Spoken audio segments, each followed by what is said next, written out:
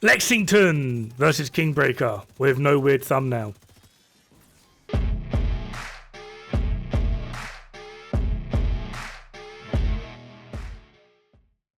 I know, no weird thumbnail. What am I gonna do?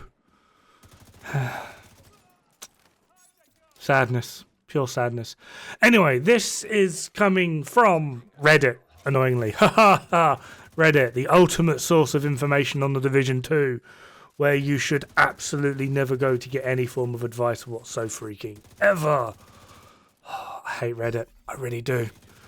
Anyway, lots of arguments over Lexington lately, so I'm just going to do Lexington versus everything, one by one, until people get the hint that Lexington is like the best AR, high-end, specifically, for near enough everything. So today we're going to do the big boy, because beforehand, or accuracy, stability, etc., aside, in terms of like paper, Kingbreaker was the highest DPS because perfect flatline and a variety of other things. It was like quite high in DPS anyway, but adding in perfect flatline, yeah.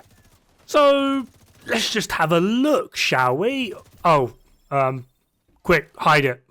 The Kingbreaker fans will be mad that they've dropped 5.04% in DPS because Lexington exists. Wait, no, that's not accurate. Even the Police M4 is beating Kingbreaker now in terms of burst DPS. Now, obviously, depending on how you want to play, sustained DPS might be something you're more wanting to invest into, which, fine, I'll leave that up to you. There is something to be said about Kingbreaker's sustained DPS, but this mostly is not going to help you in your single combat of taking down that one particular enemy in as fast a fashion as possible. So I will leave that to you. However, the biggest hurt is quite simply going to be coming from the fact of stack gains. Now, you see, Kingbreaker did actually get nerfed, where Lexington and the Police M4 have 850 RPM, that's 14 stacks per second, but now Kingbreaker is, yeah, it's getting 10.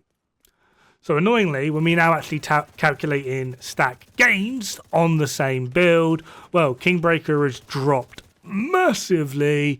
Police M4 is still kind of hanging in there. So here is literally just me calculating the average stack gains utilizing that weapon per second, and as you can see, that massive difference in sustained DPS is no longer there. In fact, it literally takes 3 seconds, which is one magazine for the Lexington, to essentially close that gap in sustained DPS and still be doing so much more in burst DPS. In short, Kingbreaker dead.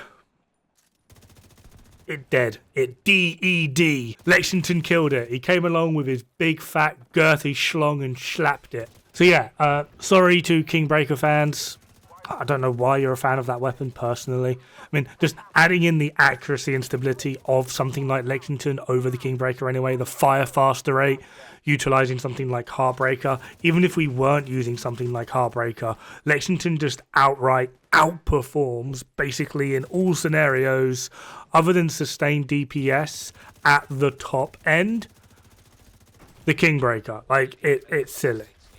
So yeah, there you have it. Have fun. Good luck. Don't die. It's bad for the health.